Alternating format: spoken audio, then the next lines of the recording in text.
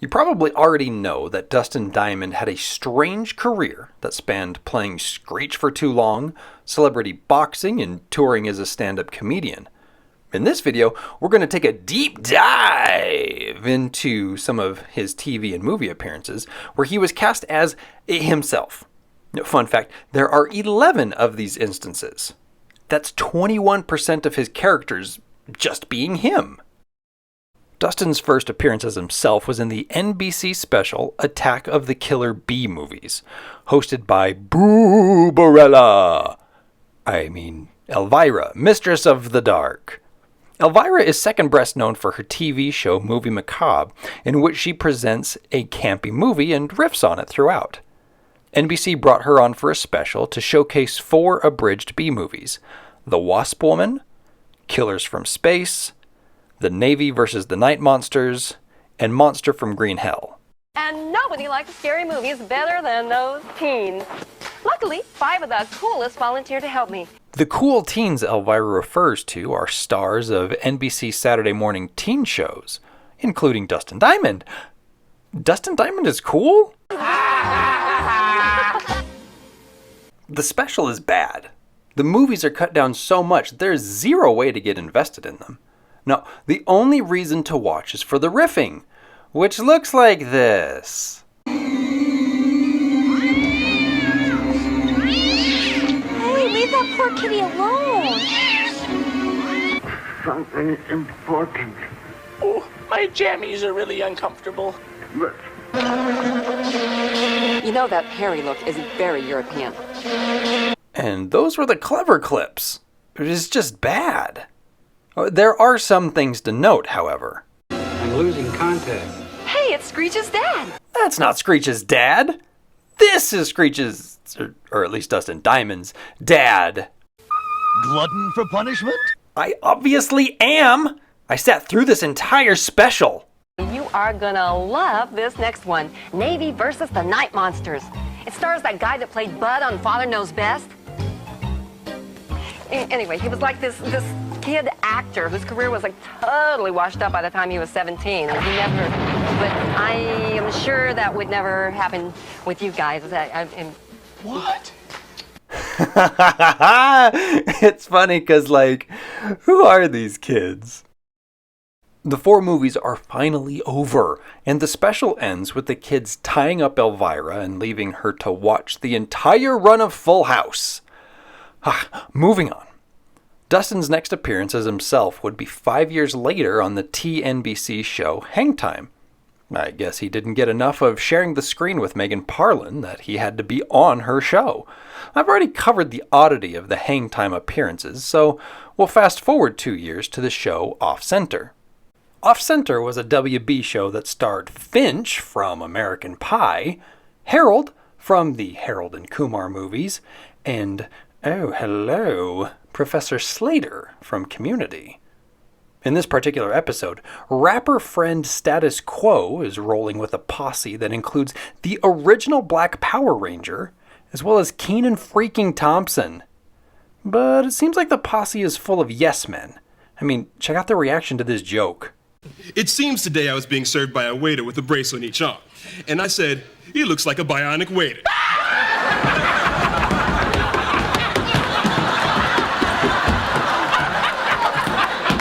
The joke is bad.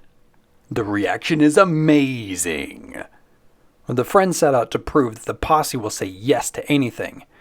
Anyone ever dreamed of seeing Kenan's ab? No! Absolutely not! Now, with the posse fired, the British guy unwittingly becomes the new yes man. A running gag in the episode is how Finch keeps claiming he knows Dustin Diamond from a summer camp, and Dustin Diamond, despite being famous, is a way better friend than Status Quo. Screech never talked to me like that. Did he talk to you like this? Ha! You roasted! Alright, so Status Quo gets his posse back. The friendship dynamic goes back to the status quo, and we get the big payoff where we learn that Finch really does know Dustin Diamond. So, Dustin, what's new, huh? With me? Oh, nothing really, same old. It's a brief appearance, but the gag is a great way to close the episode. Nothing's forced, it just is. Pauly Shore is Dead has 1 billion celebrities in it. It's a feature-length movie parading as a documentary that ends up being a mockumentary, but then it's a love letter to comedian Sam Kinison. It was really hard to watch, so honestly I refuse to show any clips here.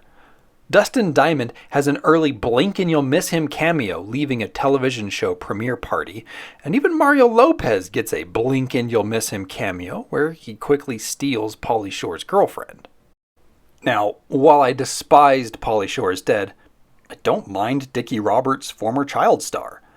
Early on, the movie shows us a normal poker game with some former child stars. We've got Greg from the Brady Bunch, Danny from the Partridge Family, teen idol Leif Garrett, Corey Go For It Feldman, and good old Screech. The understated jokes in this scene are how the bets are made up of single dollars, and how Barry Williams keeps trying to use memorabilia instead of the cash he clearly doesn't have. The movie follows Dicky Roberts, who tries anything to get back into the spotlight, even celebrity boxing. Hey, just like Dustin Diamond. As a way to research a role that will finally get him back on top, Dicky moves in with a family to find out what normal home life is like. And hilarity inevitably ensues, dear movie watcher. Hey, look, it's Mr. Dewey. The movie does a decent job showing why some former child actors behave the way they do as adults, and we see a lighter side of Dustin Diamond in the 2 scenes he gets. There's also a song at the end, sung by many former child stars, but only one has earned the right to keep on singing.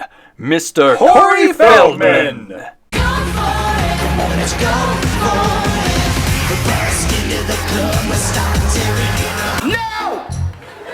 Absolutely not! Okay, now, what can I say about this next appearance? Tom is starting a new business called My Big Cups. There's even a celebrity endorsement. Yeah. It's a big one, baby. Come on. Check my big cup. Double up, heavyweight size. The mayor shows up to support the new store and becomes enamored with some macaroni art, clearly done by Tom's stepson Brendan. Regardless, the mayor commissions Tom to come up with a new art piece for the town's anniversary celebration.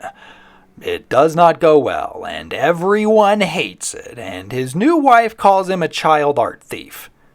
But then his pager goes off, and the mayor thinks there's a fire. Saved by the bell.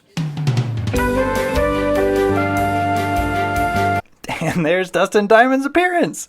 The show is so weird and delightful. I loved it. It would be 6 years until his next self-billing appearance in the indie movie Four Corners Road. This movie does not exist online, and physical copies don't exist. I reached out to the writer/director, but he hadn't decided whether to give me access by the time this video dropped. So, I hope you enjoyed scenes from the trailer. It looks like Dustin does some inspirational speech with Ron Jeremy? And then the main guy finds his lady in the rain. And if I knew way too little about Four Corners Road, I know way more than I want with All Wifed Out. This stupid piece of crap is probably the tamest crude comedy ever released. The story follows No Face here, as he decides not to move in with his girlfriend, gets dumped, and then goes out for a night of debauchery with some of the worst one-note characters. Hey look, these guys are crass gay hipsters. And here's the most unlikable person on earth, who also happens to be crass. Not to be outdone, No Face's ex goes out for the night, and she also has a brace-face, crass friend. And then hilarity inevitably ensues? But it doesn't. First off, No Face is conflicted, so the movie doesn't put him in compromising situations because we are supposed to like him. But when he switches over to not caring, nothing happens because he's too old for chicks to take him seriously. So does he go back to his lady by default? The only part of the movie that truly works is the appearance of Dustin Diamond.